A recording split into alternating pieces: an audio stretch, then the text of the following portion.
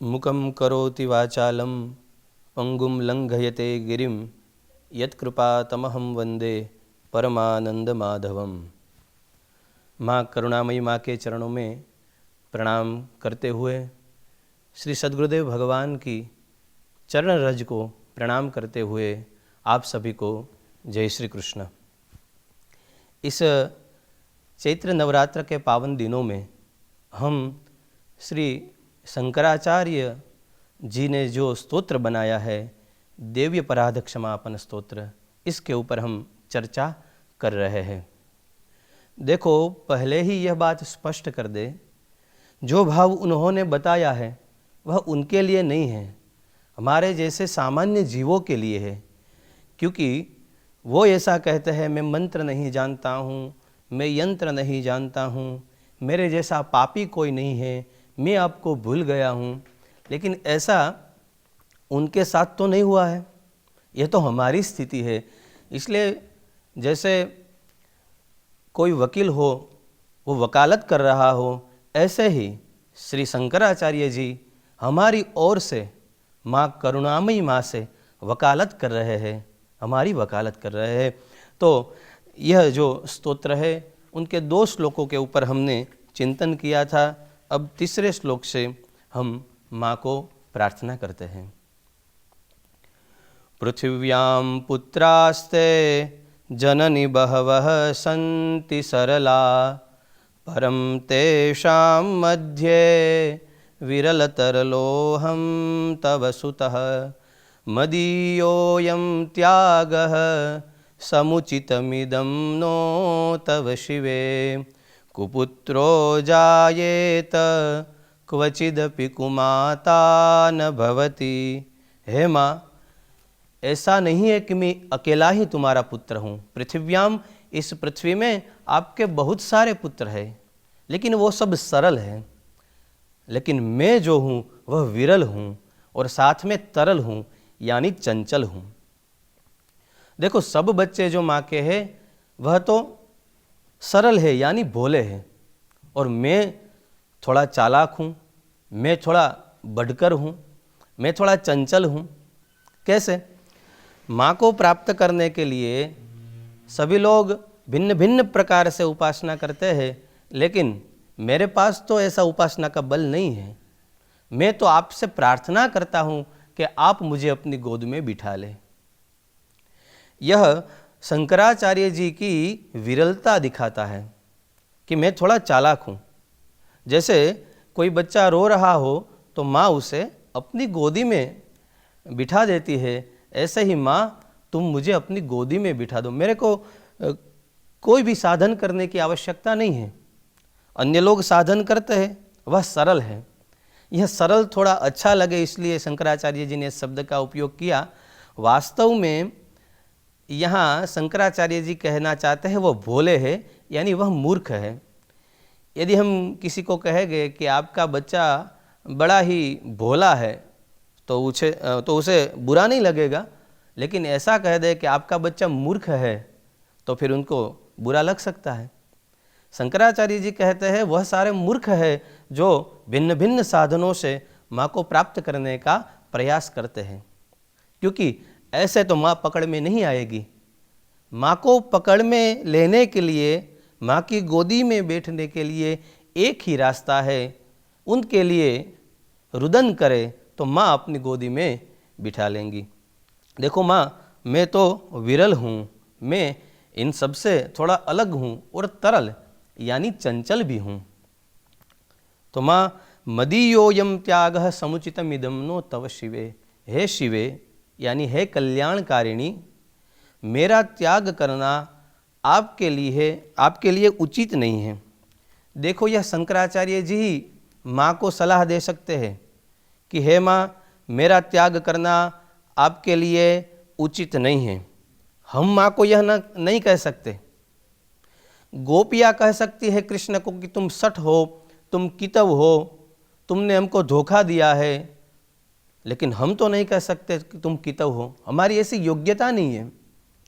गोपियों ने अपना सर्वस्व भगवान के लिए न्योछावर कर दिया, इसलिए उनको पूरा हक है कि वो भगवान को गाली भी सुना सकती है।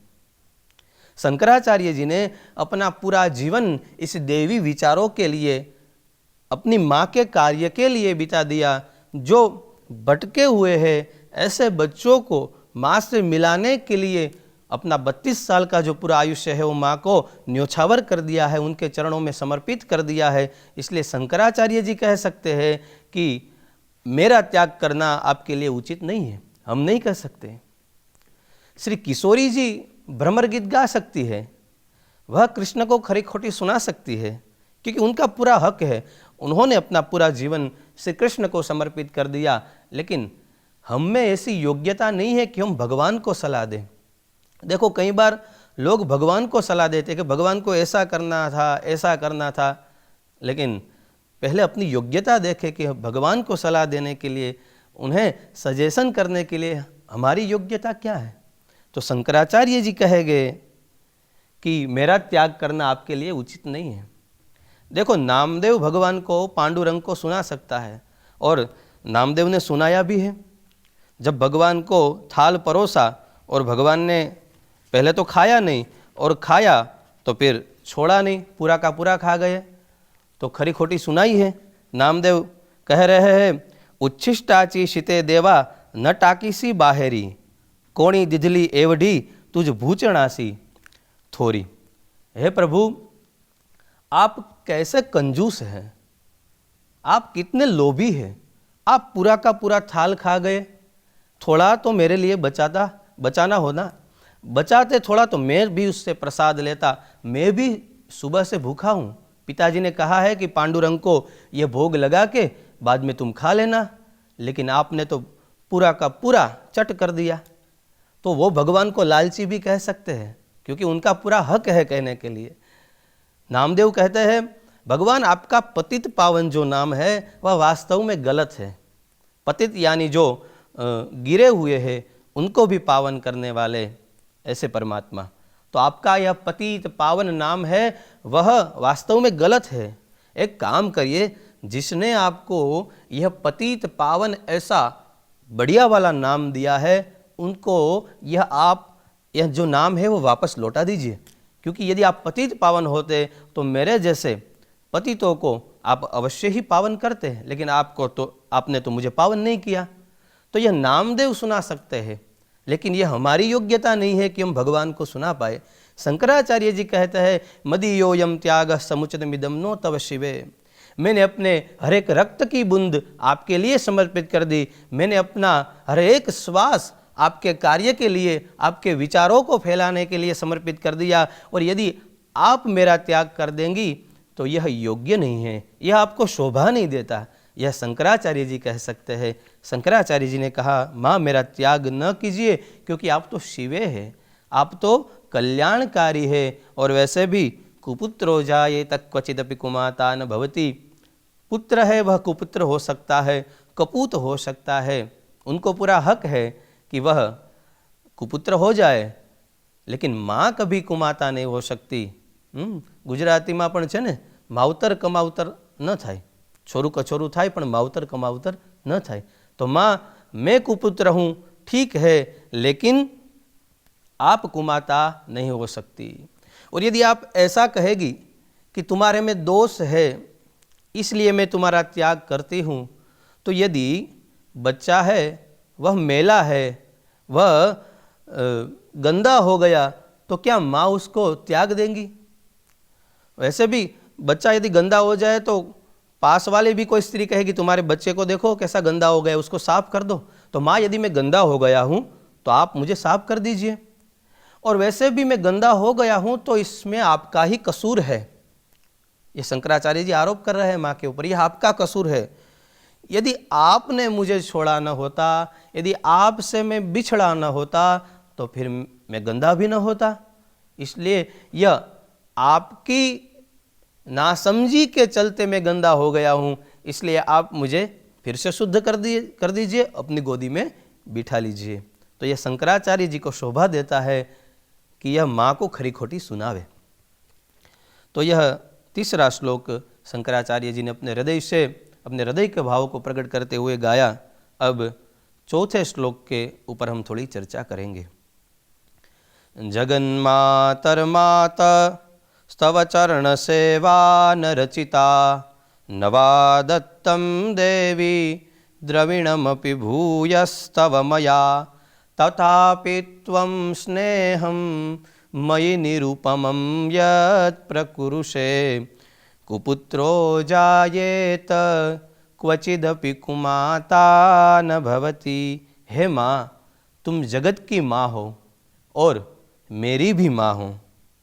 तुम जगत की माँ हो, इसलिए अपने और जो बच्चे हैं उनका ख्याल रखना भी आपकी जिम्मेवारी है, लेकिन मैं भी तो आपका बेटा हूँ, आप मेरा भी ध्यान रखें।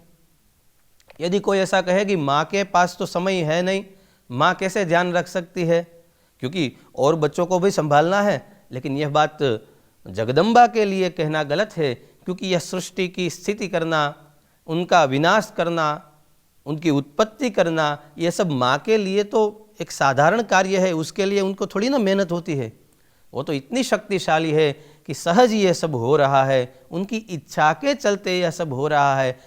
यानी माँ के पास समय तो है। देखो, यदि इस दुनिया में कोई ऐसा आदमी हमें ढूंढना हो कि उसके पास समय ही समय हो, वो ऐसा ही बैठा रहता हो, तो वह परमात्मा है। क्योंकि परमात्मा के पास ही समय रहता है, क्योंकि यह सब जो क्रिया करनी है वो तो सहज ही हो रही है, तो परमात्मा के पास समय है। ऐसा नहीं है कि और बच्चों को समय देने के लिए वो हमें समय नहीं दे सकती। तो अब जगत की माता है तो साथ में मेरी भी माता है। वह ठीक है कि मैंने आपकी चरण सेवा न रचिता, मैंने आपके चरणों की सेवा नहीं की। बच्चे की जिम्मेवारी होती है कि वह माँ बाप के चरणों की सेवा करे, लेकिन मैंने चरणों की सेवा नहीं की, यह मेरी गलती है। और आगे कहते हैं नवा दत्तम देवी, और माँ मैंने आपको कुछ दिया भी नहीं। पहले के ज़माने में क्या होता था, यदि कोई कमा के घर को ले आता था पैसा, तो पहले वो अपने माँ के चरणों में समर्पित करता था। माँ कहेगी मेरे को क्या इसकी आवश्यकता है, मेरा तो चल रहा है गुजारा। तो वो बच्चा फिर पिताजी के पास जाता था, पिताजी उसमें से थोड़ा ले लेते थे और बाद में कहते थे यह तुम रखो। बेटा भी रखना नहीं चाहता और बाद में जो भगवान का घर में मंदिर बनाया होता है वहाँ रख देता था। तो ऐसे माँ के आगे जो हमने कमाई की वो देनी चाहिए, लेकिन माँ मैंने यह भी कार्य नहीं किया, मैंने आपको कुछ दिया नहीं। नवा दत्तम देवी द्रविणमपि, हे देवी मैंने आपको द्रविण भी नहीं दिया। और तथापि त्वं स्नेहम, फिर भी आप मेरे ऊपर इतनी कृपा कर रहे हैं, इसका कारण क्या है?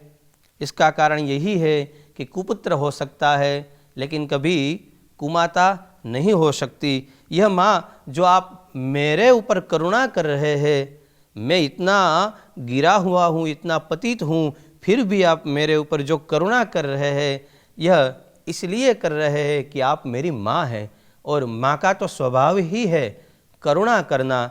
इसलिए माँ ऐसे ही करुणा हमारे ऊपर आप बनाए रखना, और मैं जो भी गलती करता हूँ उनको आप क्षमा करते रहना। आपका जो ये निरुपम प्रेम है, देखो माँ का प्रेम है वो निरुपम है, हम किसी उपमा में माँ के प्रेम को बांध नहीं सकते।